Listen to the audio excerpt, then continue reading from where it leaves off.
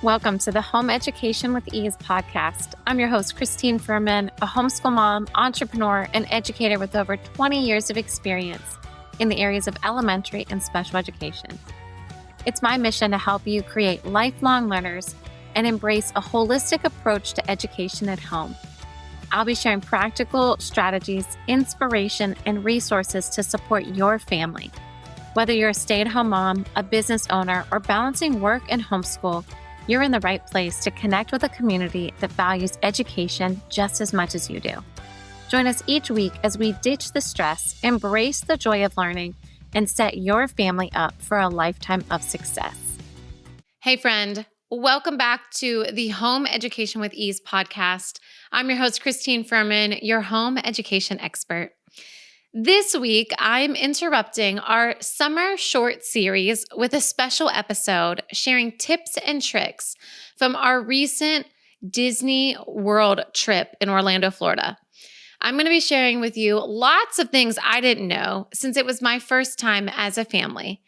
And I am going to share some of the things that I learned along the way, and hopefully they will be helpful for you if you ever plan to go to Disney. So before we dive in though, I would love to connect with you further in the Home Education with Ease Facebook group. That link is going to be in the show notes below. And I would love to know if you have ever been to Disney. I want to know your tips and tricks, the things that I've missed that would be helpful for our future trip, because we definitely plan on going back, and for others that may be going back sooner than us. And if you haven't been to Disney yet, I would love to hear your thoughts on if this was helpful on maybe a future trip that you plan on going on, or what are some of your biggest takeaways? Because I know that going to Disney may not be for everyone, but there was so much for me to learn that I just couldn't not share it with you all. So I know it's different than what we normally talk about. I'm talking about home education and how can we educate our kids at home. And this is kind of for the moms, let's say, planning for a trip to Disney, but there was definitely still learning for me, especially, and for the kids, because they had to focus on, or they had to pay attention to wait times on the rides. And, they helped with expenses and knowing that we bought lightning passes and those were an expense that wasn't even included in what we paid for. So I'm all about allowing our kids to know what was the cost of this, and not in a demeaning kind of a way saying, oh, this was so expensive, but in a way that a reality kind of a way, letting them know that there was a cost to this. This wasn't a free trip. And we worked really hard for this. And this is our expectation when we go. So overall, it was a fabulous, fabulous trip. Everyone asks, how was Disney? And I always reply, it was exciting and fun, but very exhausting. Disney to me is definitely one of those trips that you need a vacation when you come home from Disney, from that vacation. And luckily for us, we got back on July 2nd, and then we had July 3rd. And then we went right into 4th of July, right into our anniversary weekend. So it was very good to be able to be like, we're just going to chill for the rest of this week as well. And then the next week really gets started. So we went to Disney at the end of June, which is relatively hot. So one of the things that I found out from a lot of people was that is the off season. June, July, August, probably even September is the off season for Disney because it is so hot. So stay tuned, because I'm going to share with you some of those tips for how do you beat the heat.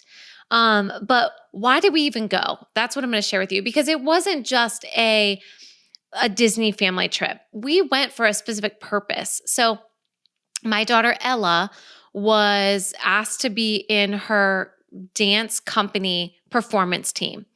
And she did that all of the last year.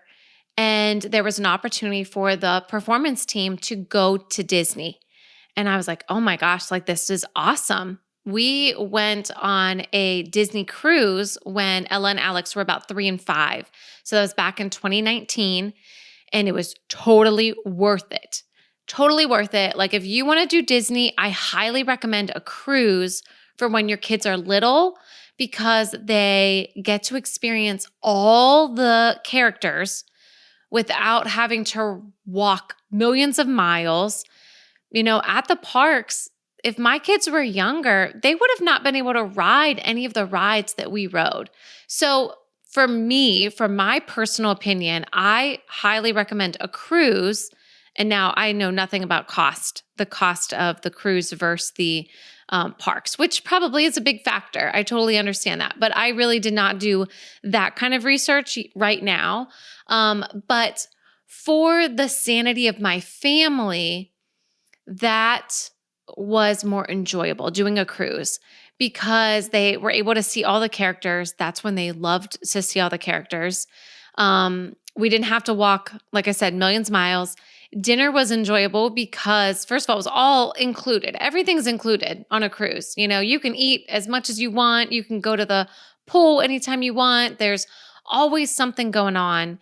And when we went to dinner, there were definitely character interactions, and all of those cast members took care of the kids. They're cutting up their food and they're making sure the kids get exactly what they need. So then that way we could enjoy our dinner ourselves. So highly recommend that. But let's get back to why we went to Disney this time. So Ella danced at Disney. So with her performance team, she was able to dance in the parade at Magic Kingdom. So the best experience, like someone just asked me, what was your most memorable, thing about Disney? And it was like watching my daughter dance down Main Street with the Princess Castle behind her. Like, whoa, what a memory. Not only did we go to Disney, but you danced in Disney. Like that's what I just keep just like looking at that and being like, wow, what a blessing that was. So that was really cool. And then the next day, she was able to dance at Epcot, on stage at Epcot. And that was really cool to be able to see her do that. So like I said, great experience. We really enjoyed the opportunity that we had to be able to come to Disney with her dance team. I do have to say the flip side of that, it definitely took away from Disney time, especially since it was our first time being there. And we had a loose plan, but didn't know all of the things. There was definitely learning that was done, for me as we're driving down the week before and when we got there, So I'm hoping to be able to help with some of that learning curve that I didn't know too much about. But like she had rehearsals and then she had the performances. So like I said, that cut into our Disney time. And it stormed two of the times, pretty bad storms. So that cut into, an hour to 2 hours of our time. Luckily, they were pretty close to dinner. So most of it, now we did not get soaked. I was able to kind of track the storm a little bit and say, okay, that storm is coming. It's coming quick. We need to find shelter. And both times we were able to be under shelter and be dry when those big torrential downpour storms were coming through. And then whenever we saw breaks, we were able to have our dinner reservations at that time. And so it worked out for us. We did not get drenched. Ella did. She went off with the dance team the last day that we were there, and she was completely drenched. So she got wet, but overall, it really was a great trip. So that's one of the big tips that I want to say is definitely pack ponchos and umbrellas. You can buy ponchos all over Disney. They sell them everywhere because they know that that's going to happen, especially in Florida. It's going to rain, and prepare for that rain to happen pretty much every day. It's just so humid that it's going to be raining often. And it's not a destroy your day kind of a rain. It's going to rain. For us, we got some big storms, but most of the time it's going to rain And then it's going to, be nice again and you'll be fine to ride your rides again. We did hit the one time it rained, the first time that it rained, we were able to ride again after. The second time, our very last day, it rained. We were in dinner while it was storming. And while we were in dinner, everything closed down. So that was a day that we didn't get to ride again after dinner. But for the majority of it, it didn't affect us too much. But let's talk about your first time, right? If it's your first time going to Disney, something I did not know that you could do is get a first time pin. And I put that pin on my crossbody bag that I wore all over. And when I was ordering food at one of the Star Wars little, it was like a restaurant. It was in Hollywood Studios near all the Star Wars stuff, which was really cool to kind of experience. And the lady that I had was super, super friendly. And she was like, just chatting with me a little bit. And she was like, "Oh, this is your first time?" And I said, "Yeah." And because of the badge, because of the pin. And she's like, "Hold on, I got a little surprise for you." So she went over to the cooler and grabbed us 2 free cupcakes to go with our meal, which I already ordered this huge Wookiee cookie that was enormous, So now I had all the sugar, but of course the kids were very happy with the cupcakes and the cookie and, the lunch that we got. So just those little things make it very special. And I've seen badges for, your anniversary, your birthday, your, getting married. I'm trying to think. There were some other things that I saw them for as well. But I can't tell you how many cast members just by wearing those would say, "Oh, this is your first time. Congratulations. Hope you're having a good time," And that was really cool to be able to just have that interaction. So just kind of that was something that I didn't know. And then there's other things like we stayed on a resort because we were there with the dance team. And within the resort, there's little scavenger hunts. And my son Alex, he loves scavenger hunts. He was able to get a pin and find these Goofies, like pictures of Goofy in the resort that we stayed in. And every day that you found him, you got a sticker to go on your pin. So those little things just really make it so special for you as an adult, as a parent, and then for your kids as well. So I just wanted to share those things with you because that was something I definitely didn't know. I also want to share that as we were driving down, I was talking to my mom and she was like, "We went to Disney 30 years ago." So I was 10, Ella is 10. So it was the same time for Ella. And it was really cool. Like my mom's looking through these pictures of 30 years ago when I was in Disney. So yes, it wasn't my first time technically, but as an adult taking my own family. And I did tell the girl that. I was like, "Well, I was here 30 years ago." And she's like, "That doesn't count. You still get a first time badge, So that was kind of cool. But it was kind of neat, like looking through the pictures, or my mom was looking through them and sending me some of these pictures. Most of the things that she was sending me pictures of were not there anymore because 30 years have passed, movies have changed and things like that. So obviously the castle was there, but to be honest, I remember telling my mom, like, "I don't remember seeing the castle." Like that just was not a huge memory for me. And I know now, especially with social media, I'm in a few Disney groups and that's like the big thing, like get a picture with the castle, have all the other people removed. So you're the only person, in front of the castle and it's this big moment. And it was like, I don't remember that from when I was 10 years old, So kind of full circle moment to be able to say, wow, my daughter's dancing on Main Street with the castle behind her. Now I won't forget the big princess castle there in Magic Kingdom. But that was kind of a cool moment for sure. But yeah, looking at some of those pictures, the one ride that was the same was Space Mountain in Magic Kingdom. And at that time, the parks were not separated. So it was, they were different. And I can't even quite remember what they were at the time. But now there's 4 different parks that you can go to. So I believe it was Magic Kingdom and Animal Kingdom, I think. Now they're separate, where before that wasn't the case, but I don't remember exactly. But things to know. I mean, I didn't know all of this. Like as I was like starting to prepare, they're like, "Oh yeah, there's 4 parks that you can go to and you can hop around from park to park."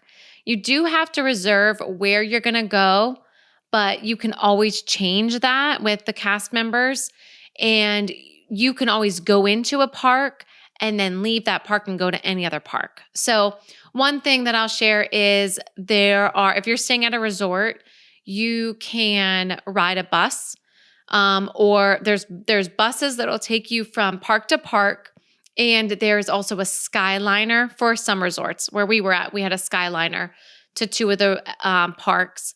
So you can also take an Uber or a Lyft, or they even had what was it called, like a minivan or something, but it was like Minnie Mouse. So that was kind of cool too. But those ones you have to pay for. If you're staying at a resort, the buses and the Skyliners, those are included. So those were something to kind of keep in mind too. I didn't realize that you can, easily just jump from park to park. Now, some of them, it does take about 20 to 30 minutes.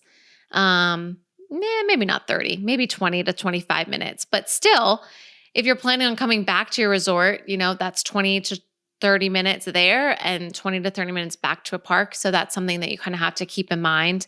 I know for us, my husband is a better time manager than I am. He said when we came back the first day, he was like, "We have dinner reservations at 6:30. At 5:30, we should start getting moving and going to get to the bus." And I'm like, "We've got time. It's fine." We were running to our dinner reservations for sure, because I definitely was dilly-dallying a little bit in the hotel room and, like, "Oh, we got time." Well, I wasn't taking into consideration that we have to walk to the bus, right? We have to wait for the bus because at that point, a lot of people were coming and going. And so, yeah, it was quite a rush to get to dinner that first night. But then after that, we prepared again, things that I did not know that hopefully will help you on your Disney planning journey. Well, here's something else I didn't know about. So the lightning lanes. Lightning lanes are your fast passes to get to the front of the line. And you have to pay extra for those. And 1 week ahead of time, you can start reserving those lightning lanes. I was a nervous wreck. I had no idea what I was like doing at the time. And I was like, I don't want to lose a pass, so I picked things a little bit quickly. I could have planned it a little bit better, but one thing I did do for sure was I mapped out the rides. So you know that you are not going from this end of the park to that end of the park because your fast passes, were back to back. You can pick fast passes over here, ride a few things over here, and then pick fast passes for the other side of the park. So you can change up the time, and you have an hour. You have like a time limit. So say it was like 1:15 to 2:15. That's your fast pass time for a specific ride. You have that 1 full hour to ride that ride. So maybe you don't get there until 2:10. That's fine. You were still in your fast pass time. And I heard that there was some leeway on it, but I don't know for sure. I didn't want to risk that at all. But kind of taking that in consideration, and that is an added expense. And of course, the big rides like in Magic Kingdom, Tron is a big ride that everyone wants to ride right now. And I don't know, probably for a while. Like I said, my first time to Disney, so I don't know how long it's even been there. Long line. I mean, 70, 80-minute wait for that ride. So a fast pass is definitely valuable for that ride. And like I said, we were there during the slow season because it was summer. So I couldn't even imagine, someone said at Christmas time, like you're double the amount of people that was in the park. And I couldn't even imagine. So those wait times could be way longer. So Tron was a separate fast pass. You can buy one that's multiple, and you would pick one, like let's say a better ride, and then two rides that maybe are okay rides that may not have a super long wait all the time, but you at least get three fast passes. So definitely something to familiarize yourself with. And if you are planning a trip, please feel free to reach out. All of my contact information is in the show notes. You can always send me a DM, and I'd be happy to share more information about the lightning lanes with you. Because it can be a little bit confusing, but once you kind of figure it out, once you kind of look at it, you would definitely get it. And now if you don't have the funds for a lightning lane, or here's something else that was kind of crazy is if you buy a lightning lane and you have it for, 3 rides, you cannot buy another lightning lane that day for those same rides. You may not even be able to buy another lightning lane pass. So that's something too to keep in mind. So if you're planning to go to Magic Kingdom one day and you already purchased your 3 lightning lanes, well, I still want to ride these other good rides. Some things that you can do, some tips for that are to arrive early, especially if you're staying on a resort. One of the Disney resorts, you can have early entry into the parks. And then that way you're one of the first people in line, which we did that one day and we still waited an hour for the Tron ride. And we were there before the ride even opened. So just to kind of keep in mind, like those big rides, people are definitely going to them and, waiting in line for them. Another tip that someone shared with me was riding things in the evening. So closer to when the park closes or even during the fireworks. So for us, we made it to Animal Kingdom. We had a busy kind of a day, the one day that Ella performed at Epcot. We went to Animal Kingdom thinking we were going to have time. We didn't. We needed to sleep in that morning. Our bodies were quite tired that day. So we slept in a little more than we expected to, got to Animal Kingdom, realized we really didn't have enough time to ride what we wanted to ride, walked around for a little bit, had to get back to Epcot to make sure that Ella was there for her performance. After her performance, we went back to Animal Kingdom and we were not sure that we were going to make any rides because they were getting ready to close. Animal Kingdom closes around 6. And we get there. There's no line for the Mount Everest ride. We ride it once. The kids ask, can we ride it again? I was like, if we can get in line again, sure. It's literally closing time. We were able to get in line and ride it 2 times in a row right before they closed. Is that always going to happen? Probably not. But for us, it worked out and it definitely made our rush to Animal Kingdom back and forth totally worth it because we were able to ride that ride with no lightning lanes because we were able to get in right before it closed. So that's something to keep in mind. During fireworks, I've heard some of the rides. Now, Tron is always going to have a long line from my understanding because Dan, Ella, and Alex and one of Ella's friends went during the fireworks and they still waited a long time. But like other rides that may not be as of a, big attraction, they may not have as long of a wait. So those are some things to keep in mind as well. One of the things too is different outfits. So I kind of leaned into this a little bit, but didn't do it a ton. We had a special outfit for the first day at Magic Kingdom. We had, Disney theme outfits, or Dan had like Captain Dad, which is Captain America, and Alex had Spider-Man. So they had, things like that where Ella and I had, a Disney shirt. And we had Disney ears. Ella and I had Disney ears, and there's different ones too. Like we got a lot of them from Amazon. So Amazon for the win for us because most of the time I wait until the last minute. So guilty as charged there for sure. I am not always the best planner when it comes to some things. I wait a little bit too long. So Amazon definitely helped me out there. I have seen though that pay attention because on Amazon, there could be knockoffs and the colors are not the same as what they should. I saw someone receive a shirt and it had like all the princess dresses. And the very last one, they were like, what is this? Like who what princess is this? And there was all these comments, and here it was Rapunzel. The dress was burgundy on the shirt that they received, but it was a knockoff and it was actually supposed to be Rapunzel. So keep those things in mind. Again, always learning, always, trying to learn from other people too. But Amazon did come through for us. We even got, I got my own special Mickey ears. Of course, mine had to be pink and sparkly, and they were perfect. And I remember saying, as soon as we got on the road trip, I put the ears on and I was like, that's it. This trip is happening. It's real. We're going to Disney. And it just made it feel just so magical right then and there, putting those ears on. For Ella, she was like, I have glasses. Wearing a headband is kind of uncomfortable. So I found ponytails that have the Mickey ears on them, and they were perfect for her.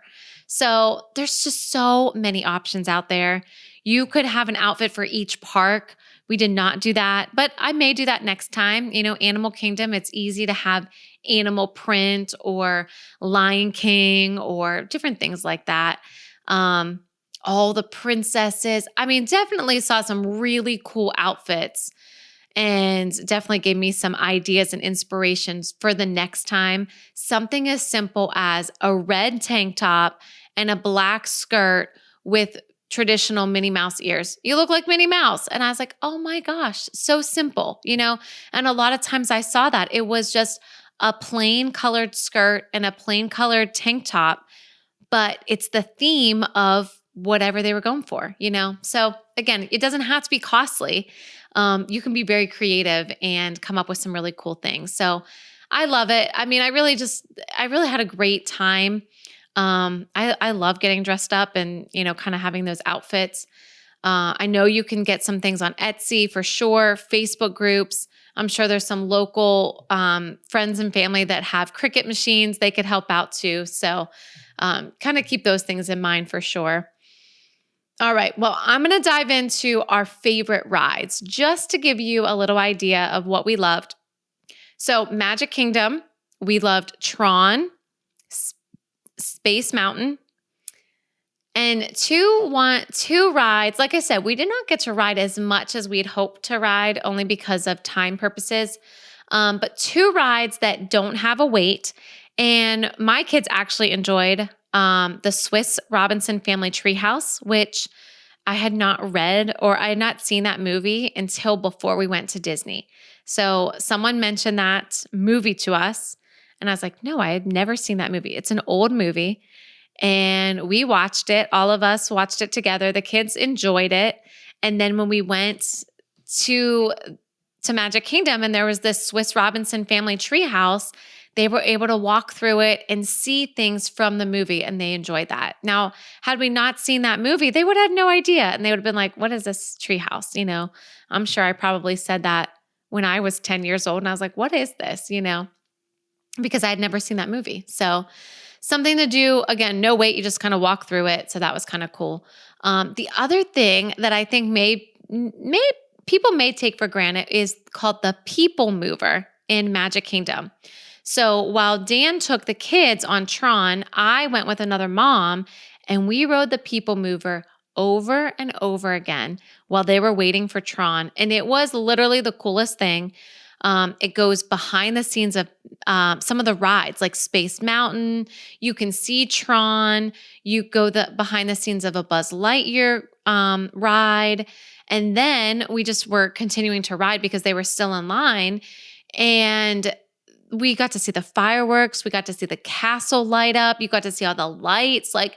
Definitely a cool ride that has a no wait, because it's one that you just walk on and then you walk off. So not a lot of start and stop on that one. So that one was cool. Epcot, another one like that, because we didn't get to ride much in Epcot. Actually, this was the only thing we got to ride, was called the Spaceship Earth. And it was right at the entrance. And it was another one where you walk on and it doesn't really stop, kind of like the People Mover. And that one was really cool. Alex really wanted to do it, where Ella was like, I want to get to Animal Kingdom and ride the, Mount Everest. And, but I was like, but we're going to do this, because this is something that he wanted to do and he loved it. he is definitely more science, math, and he loved it. And Ella actually enjoyed it too. But it kind of goes through the progression of technology. So that was really cool. And that was at Epcot. But there were definitely other big rides at all of these places that we didn't even get to ride. So I'm just sharing with you the rides that we rode, that we enjoyed, because we didn't get to hardly touch all the rides that we wanted to ride, which is why we're planning another trip back for sure. So Animal Kingdom, the one ride that we loved was Mount Everest. Hollywood Studios, we were there all day on Tuesday. So we enjoyed Hollywood Studios our last day there. The Tower of Terror, which can be a little scary because it's like an up and down, make your stomach kind of jump out, Ella loves it. There's a video of her riding with her team, her dance team, and they are all like, we don't want to watch, we're scared and all this, and they're closing their eyes and everything. And Ella is like with her arms and her fists in the air, like pumping, like, yeah. So surprisingly, she loved that ride. Another thing that we loved there was the whole Star Wars area. So this past year, the kids watched the Star Wars, they got into that. It was the first time that I had watched Star Wars. I still haven't seen all of them, but that's okay. I get the gist of it. It's definitely more a dad and kid kind of thing, but it was really cool to be able to go there. And, we spent the whole morning there. The kids even got to make their own individualized lightsabers, and they love that. So obviously a cost to that, but that was something like, I was like, I'm not buying you a stuffed animal.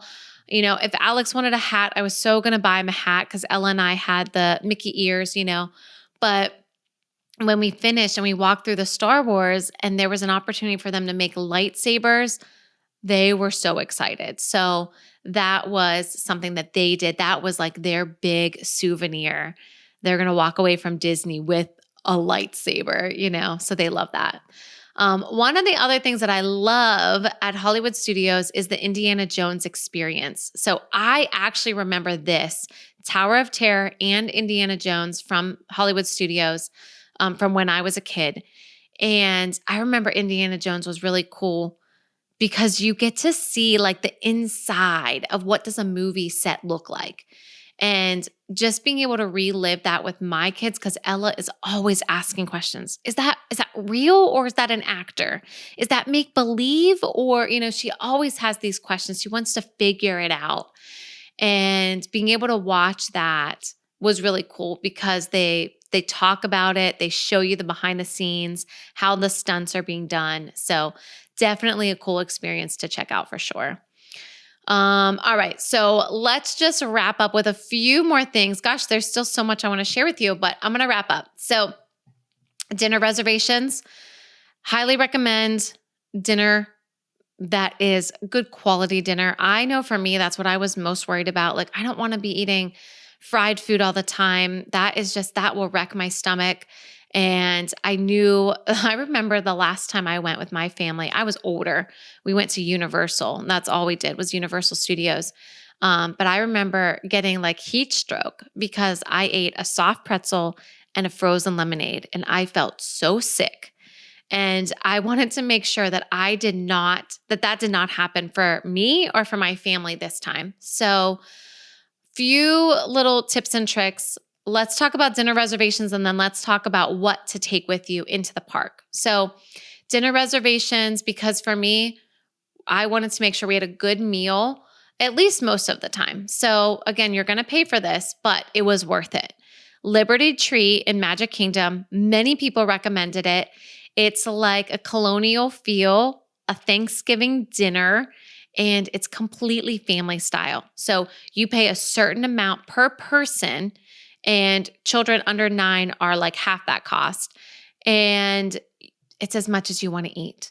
So that's why for us, it was like a light, we had a breakfast. I brought a lot of things to have in the resort room. And then we had a lighter lunch, and then we really had a good dinner, which I loved. And then you can eat as much as you want. And it was totally, totally cool to do that. So that was one that we had in Magic Kingdom. Another one in Magic Kingdom was Tony's, like from Lady and the Tramp, like Tony's, the Italian restaurant. It was so cute and definitely worth it. The food was really good. Again, you're paying for it, but the kids got spaghetti and meatballs, and it was a large amount of spaghetti and meatballs. The meatballs were huge. Dan and I got chicken parm. That was delicious. And then I got a cannoli for dessert. He got tiramisu. Like, definitely totally worth it. So one thing that I did not look into was the dinner plan, a meal plan. So I would definitely look into that for next time, knowing that I want to have good meals, and kind of see what that is like. So that's something I did not do. So if you are going, I would definitely look into those meal plans. In Hollywood Studios, we did rodeo roundup the last day. And again, that was a family style. So you pay per person and then they just bring out whatever you want to eat. That was more of a barbecue. But the coolest thing was it was in Toy Story Land and you are a toy. So everything around you is like toy-like, it's all built like it was like Andy's room. And then like the fun part is, the fun part of eating there is like, they make announcements and it's like, Andy's coming. And you have to freeze and pretend like you're a toy and you can't move. So again, so many fun things within all of these experiences. Definitely recommend it. Now, we did not do any character meals or dinners or anything like that. Like I said, when we were on the cruise, we did a lot of those. And my kids, they just really weren't into that this time. So that's why we didn't do it, because I didn't feel like we missed out on anything, but definitely look into those character meals as well. I know a lot of people recommended them as well. All right. We are really wrapping up. I promise you.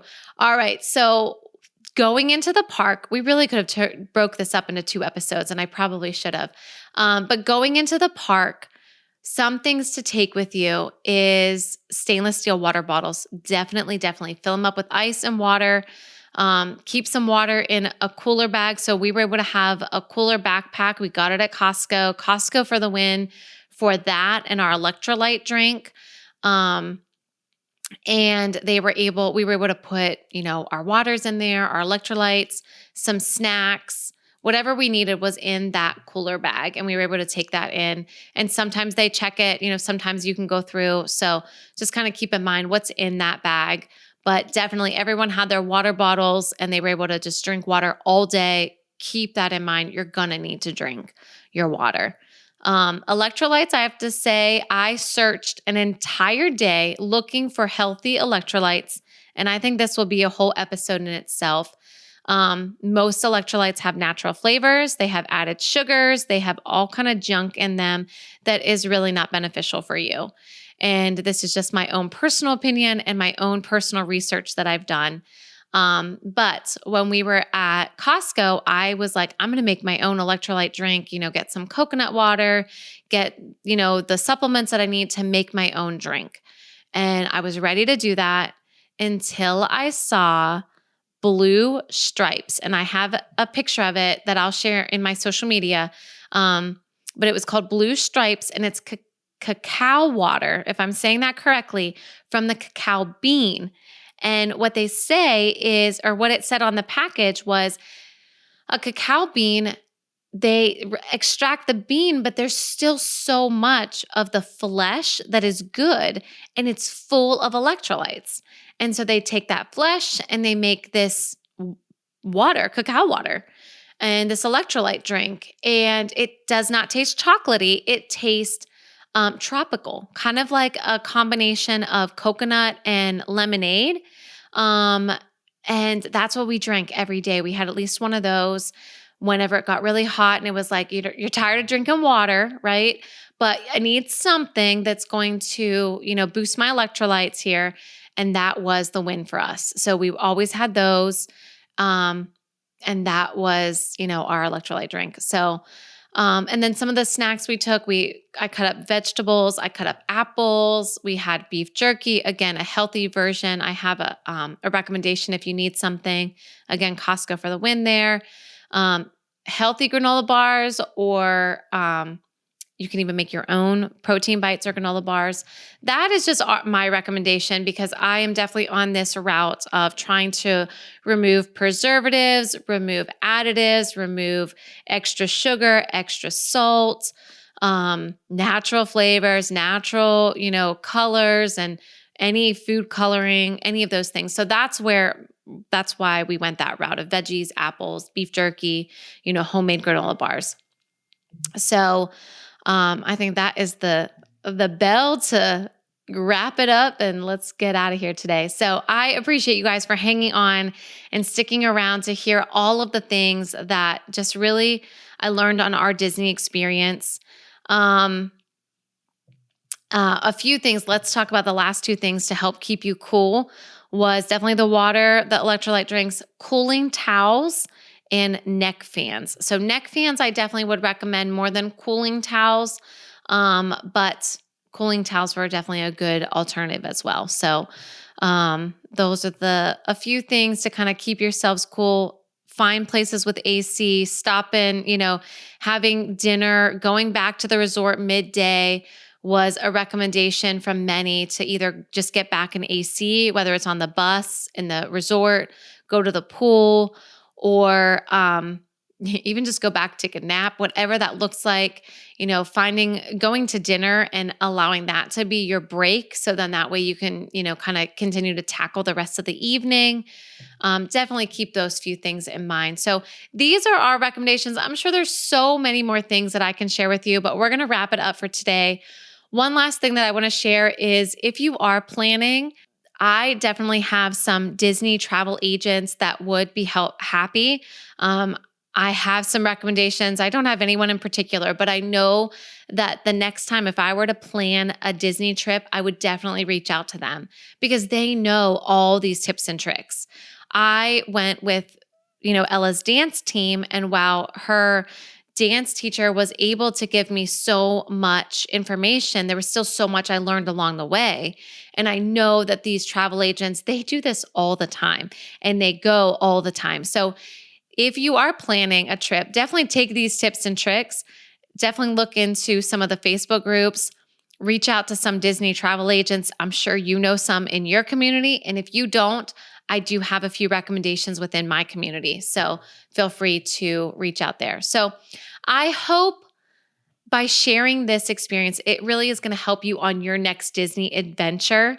But if you have any questions, if you have any big takeaways or tips to add, please join the conversation in the Home Education with Ease Facebook group. I would love to connect with each one of you. So seriously, all of the things that you have to add to, enhance this or share, or what are the biggest takeaways, I would love to know them.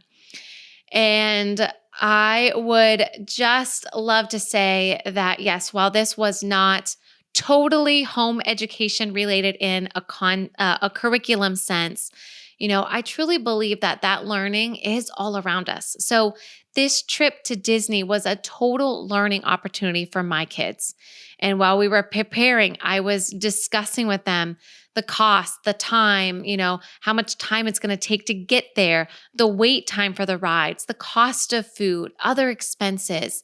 And then we also were able to look up facts and discuss ways to be kind and patient while we're waiting in line, and how are we navigating these crowds, and safety. That's another thing. Like, what are the expectations while we're at the park? Again, this could have been 2 episodes because there's so much I could have shared with you. But I hope you were able to, just take so much from this. And maybe you did break it up into 2 episodes while you were, doing some tasks. But just so much learning happened within this trip for me and for my kids as well. So, but if you are interested in educating your kids at home this year and you aren't sure where to start, what to teach, or you're looking for a community to walk alongside you on your journey, I would love to chat with you. there is a form in the show notes, the EduPlay Learning questionnaire, and it's an opportunity for you to share a little bit more about your journey and your goals as a homeschool family. That link is in the show notes below. And as a thank you, I will share with you the Home Education Vision Planner. And that's going to really help get you started. I'll also share the episode that goes with, so you can check out that episode. And then once you do that, I will send you a link to schedule a complimentary call with me so I can help you on your next steps in your education journey. Well, next week, we're going to jump back into our Summer Shorts series, and I am just so excited to keep chatting all home education things with you. And if you guys have any recommendations, any ideas, any topics that you're like, Christine, I would love for you to talk about this, definitely reach out to me, send me a DM. All of those links are in the show notes below. And I can't wait to chat with you next week. Remember, see each moment as a chance to learn, create, and have fun. Thank you for tuning in to the Home Education with Ease podcast. I hope today's episode left you feeling empowered and ready to take the next steps on your home education journey. Your support means the world to me. Please subscribe, leave a review, and share with a friend. For even more resources, be sure to join the free Facebook group, Home Education with Ease, and visit eduplaylearning.com to explore programs and subscription kits. You can find the links and any other links mentioned in this episode in the show notes below. Remember, you're not alone. This community is here to support you every step of the way.